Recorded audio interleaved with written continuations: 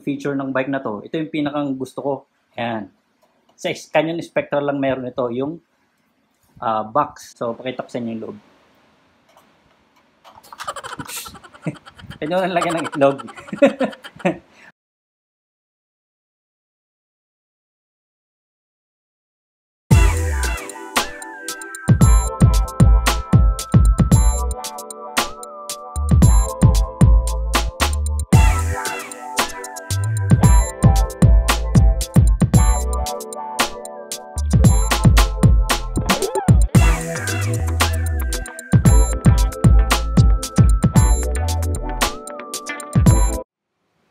Hello mga kapadyak, good afternoon. Today we're going to do a bike check of my 2019 Canyon Spectral Aluminum 6.0. Itong bike na to, yan yung Canyon Spectral. Hindi mo siya basta-basta mabibili dito sa Pilipinas kasi yung brand na yan, German brand. Yung tindahan nila is, ano lang siya, online lang. Hindi mo siya makikita sa kung saan mga bike stores. So ang maganda dito sa bike na to, noong 2017, kinilala siya bilang Best Trail Bike of the Year ng Bike Radar, at noong 2019 naman, kinilala siya ng Mountain Bike Rider bilang Best Trail Bike of the Year. So, bakit nga ba Best Trail Bike of the Year yan? Kasi, ginamit ko yung bike na yan, napakasarap gamitin siya, very agile, very responsive, very playful. Pero yung price niya, hindi ganun kasing mahal.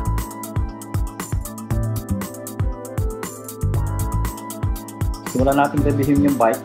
Doon tayo mag-umpisa sa frame.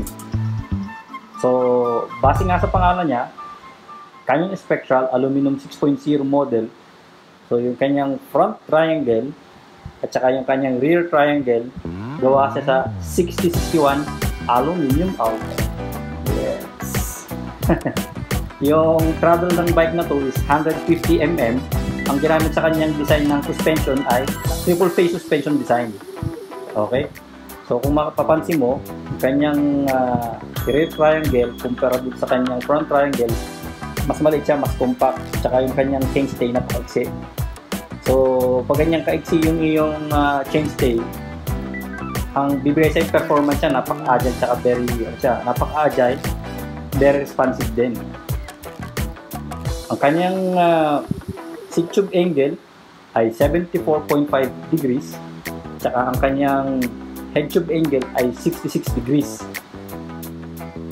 So maliban dun sa mga features na yun ng bike, pakita natin yung iba pang cool features ng bike na to. At least for me, cool yung mga features na yun. So simulan natin dun sa seat post. So kung mapapansin mo yung seat post, ayan, mapapansin mo yung seat post, wala siyang seat clamp. Paano mo ilalak yun?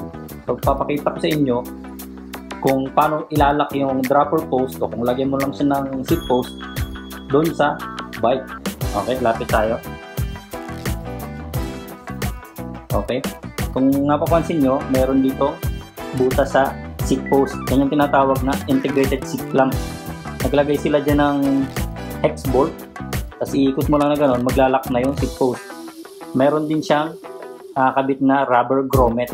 Okay? Yung rubber grommet na yan, yun yung magsisilbing parang seal mo dun sa seat post para hindi papasok yung dirt at saka moisture. So kahit anong sitwasyon meron ka dun sa trail mo, buhangin, itabok, tubig, hindi siya papasok. So hindi magiging maingay yung seat post mo pagkatapos or during yung inyong ride.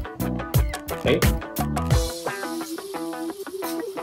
Sunod, yung main pivot sealed na.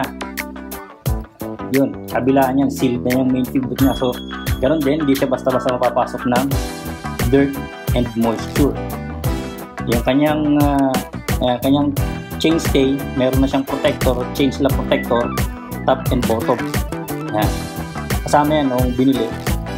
Tapos, isa pang feature nito, built-in siya nung dumating sa akin. Yan. Kung mapapansin nyo, yung kanyang down tube yan, merong itim. Yung itim na yan, plastic, Ayan, hard plastic impact resistant. So pang down tube cover siya. Tapos tingnan natin dito sa taas. Doon nakatago yung mga cable. So itong cable na to, yan yung sa dropper post. Sa kabila, andun yung cable ng shifter at saka brakes. So ito na rin yung lumalabas na cable management ng bike. So kung wala ito, external cabling siya.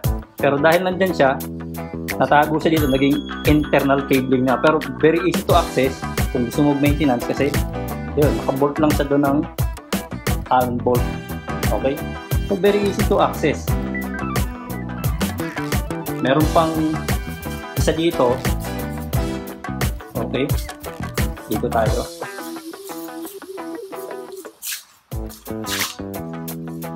Ito, yan, yung kanyang true axle. Itong true axle na to, available lang yan sa Canyon. Ang tawag sa kanya ay Quickset. Quickset. Yan. So sa halip na gagamitan mo siya, yung mga ibang true axle na nabibili sa market, gagamitan mo siya ng Allen key. Ito hindi na, laan mo lang siya nilang. Pwede mo siyang ilock pagkatapos, tago mo na. Yan. Very cool, very neat. Ngayon, yung isa sa pinaka-paborito kong feature ng bike na to ay asa nga pala, itong bike na to is kinakategorize siya as category 4. So yung mga category 4 dun siya nakasama sa trail bike. Pwede nyo gawin yung XC, commuting, pero hanggang sa category 4 siya, pwede siya sa trail hanggang enduro. Ngayon, ang pinaka-paborito kong feature ng bike na to, ito, yung bike box. Itong bike box na to, available lang yan sa Canyon Spectral. Yung mga ibang Canyon bike, wala niyan. So, dito sa Canyon bike box na to, pwede kang magtago din ng mga spares mo, patch kit, mga tools. Ayun, pakita ko sa inyo kung ano yung meron sa loob. Yun. Pwede mo rin tagawa ng ulan, kasi kung bumumundo kayo, magti-trail kayo sa bundok, eh wala kang ulam, magutom ka. Di ba? Pwede din. Or pwede mo lagyan ng mga usual. Ang tingnan naman natin ngayon, yung suspension system naman ng bike. Okay, simulan natin sa fork. Yung fork nito is Fox 36 Rhythm. Mayroon siyang grip damper 27.5. Ayun. Dito yung rebound adjuster niya. Tapos yung kanyang axle ay ayan, quick release through axle. Boost spacing siya, ayan, 110. Ayan, 110 by 15 mm yung kanyang spacing. Ayan, pakita natin yung ibang parts.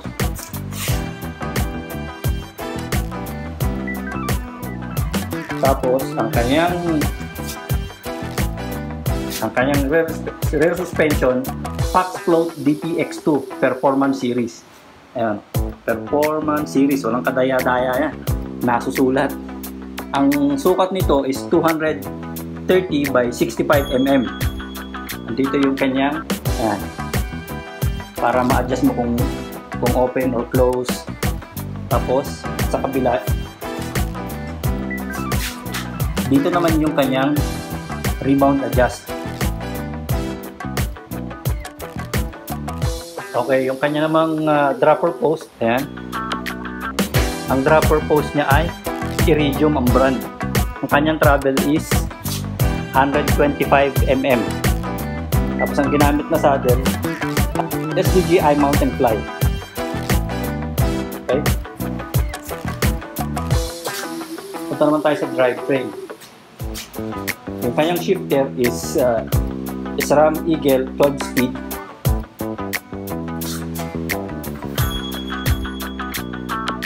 Ang ginamit na crankset ay Probative Descendant 6K 32-teeth chainring. Yan, Eagle din yung ginamit na chainring. Yung kanyang bottom bracket is SRAM press fit. Okay.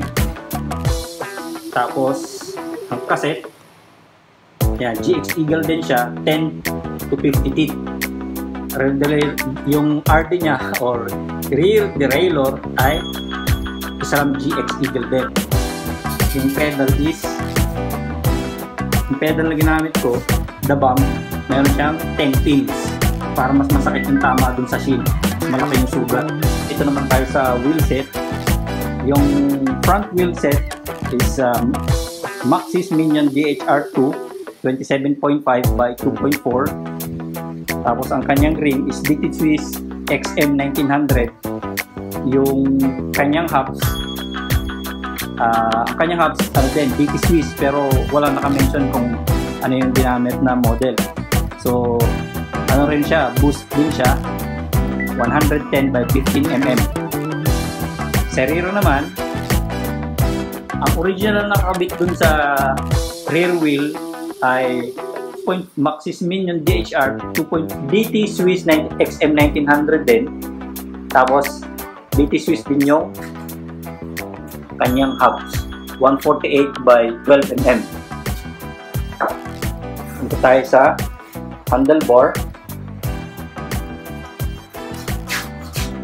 Ang handlebar ay Spank Spike Vibrocore, 30 mm yung rise niya, 780 width. Pinutulang ko na yan, nakalagay doon 800, pero pinutulang ko na siya, masyadong malapad, parang na ako nakatipa. Yung original dyan, ang kabit na handlebar ay yung Canyon G5, kaya lang masyadong matigas, wala siyang masyadong dumping. Subukan ko na itong Spank Spike Vibrocore, talaga maramdaman mo na nagliles ka ng arm pump. Ngayon, nakakabit sa kanya na grips, ayan, Canyon G5. Canyon G5. Masyado to talagang masyadong grippy. Kita mo naman pati yung dumi, ando nakakapit.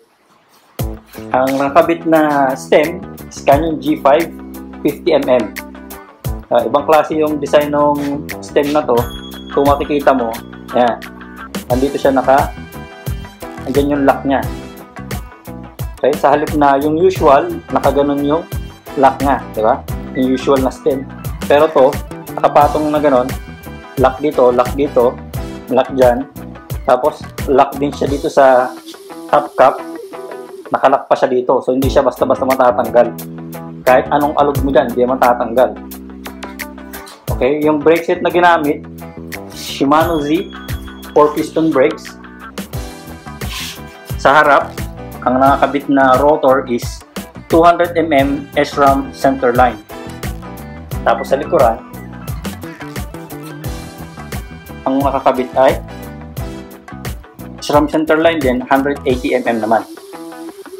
That's it guys, sana na-enjoy niyo yung aking bike check ng Canyon Spectral Aluminum 6.0 2019 model. Tsaka pala, ang pangalan ng bike ko is Alexandra.